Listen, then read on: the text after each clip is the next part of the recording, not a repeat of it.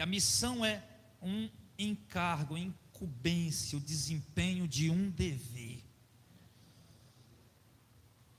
É dever do crente fazer missão.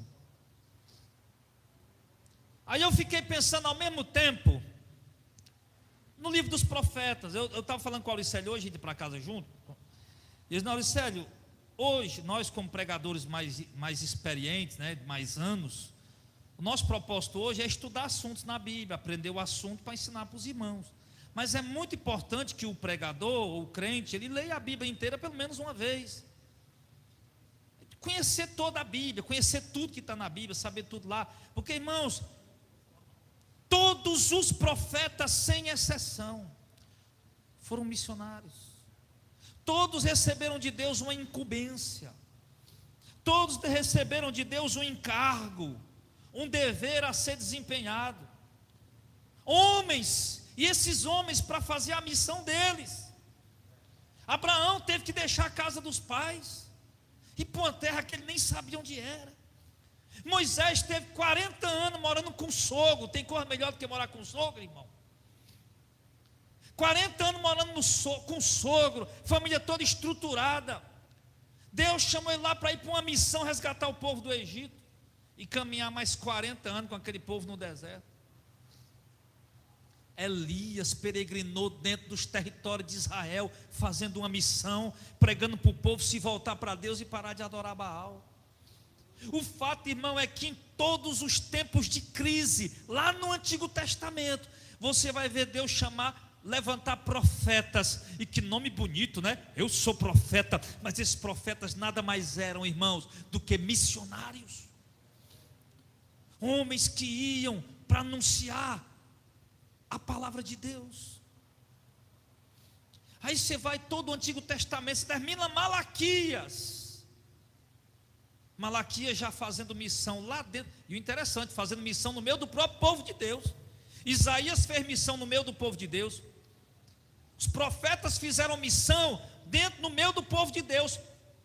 Teve alguns, como Jonas, foi fazer missão lá numa cidade gentil, num país gentil, chamado Nínive. Mas a missão que eles faziam era no meio do próprio povo de Deus. Era pregnando nas cidades, nas aldeias, mandando o povo se voltar para Deus.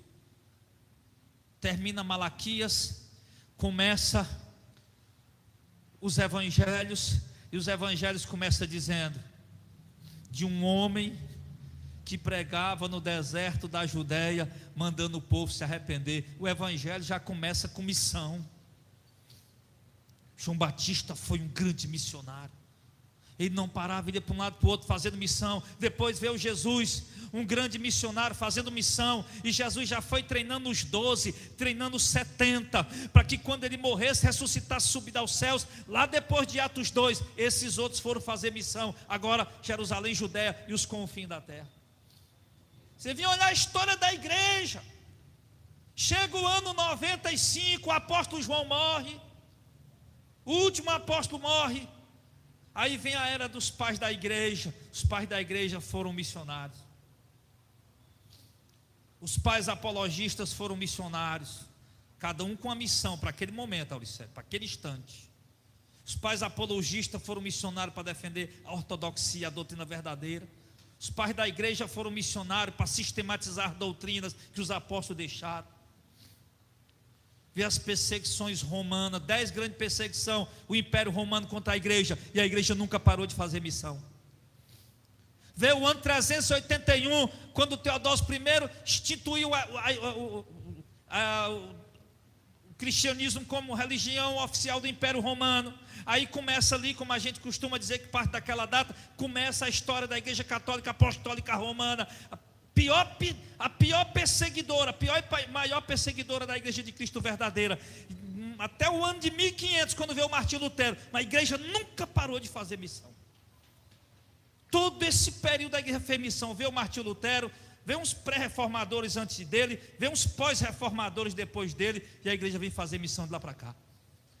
Só que a coisa que nós temos percebido, irmão, é que os missionários estão se acabando.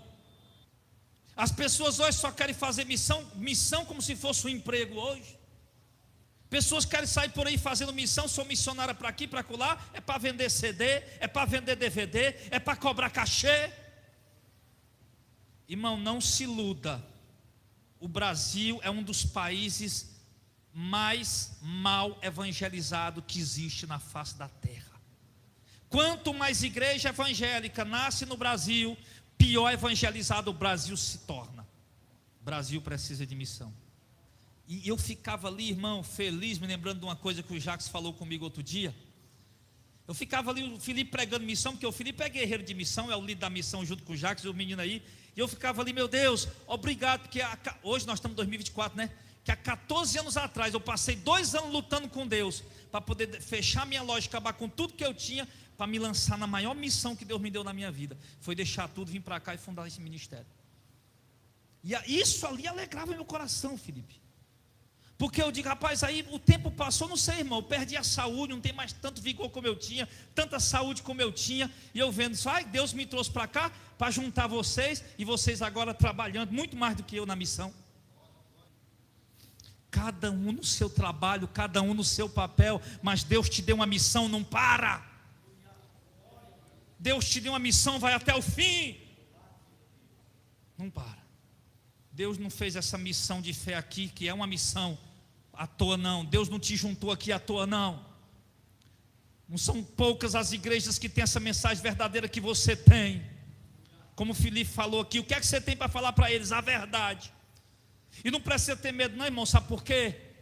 Porque, irmão, tem um monte de eleito aí que não conhece a verdade ainda. Tem um monte de eleito aí enganado. Tem um monte de eleito aí com sede de Deus e caçando em todo lugar, em toda bodega de oração que tem por aí. Mas na hora que ele ouvir o evangelho verdadeiro, no coração dele vai soar como uma música que acalenta o coração do aflito.